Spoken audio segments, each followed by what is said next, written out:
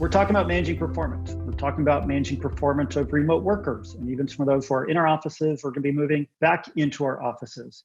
So let's start with a baseline of understanding what is performance. And I would offer it's two different things. Performance is the results that you achieve. It's the what, but it's also the behaviors. It's how you get there. I can't think of one coaching client I've had over the years where I haven't shared sort of the framing of it's not what you do, it's how you do it.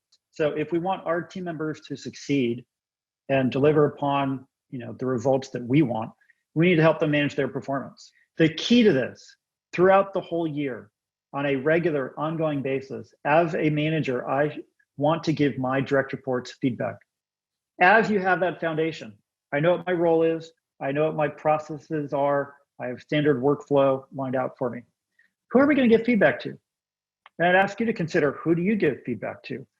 Are you giving feedback to your underachievers, the ones who are not meeting their KPIs and are falling short? Do you give feedback to your steady eddies, the reliable, kind of consistent team players? Or are you giving feedback to your superstars? How can we get people engaged, and especially our next gens, in the work that we do in our organization? So it's important to recognize the generational differences. Baby boomers in general were a up and out kind of a generation. Pay me more, promote me, and I will absolutely do this. But next gen's not so much. So it's important, once we identify who they are, we assess what their motivations are and their desires. Do they want an up career path? Maybe not. What is a performance review? Is it an interactive conversation with managers and their direct reports?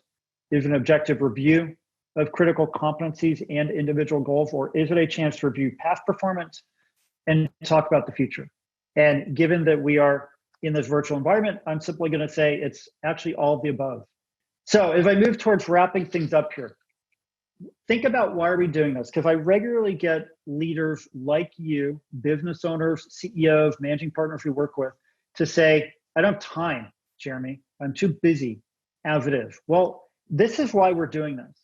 We want to get better results, not just once a year when we conduct that annual review, but throughout the year, continuously, day to day, week to week, month to month. We want to get better results from our team members.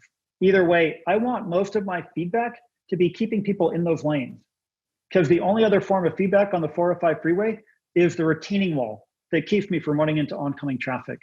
So this managing performance approach is about making sure people are working on the right things, they're staying in their lanes. We do that through both positive and constructive feedback. Remember, I don't talk about negative feedback, talk about positive and constructive feedback. So remember, performance management is not a once a year task you complete for HR. It's not just a form you fill out because our very talented employment attorneys among us tell us we have to do something, especially in the state of California, which is not entirely business owner friendly. We want to make sure performance management is an always ongoing process. And especially in these conditions where people are working remotely in very different environments, we want to make sure to give them the feedback that they need, both positive and constructive, to succeed. I'd encourage everyone to think about what I just sort of call the timeout.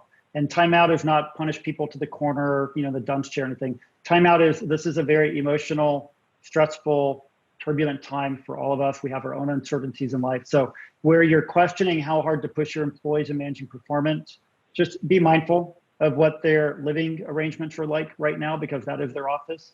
Do they have the right ergonomics, or do we need to do something around their desk chairs or whatever else? Do they have children at home with them?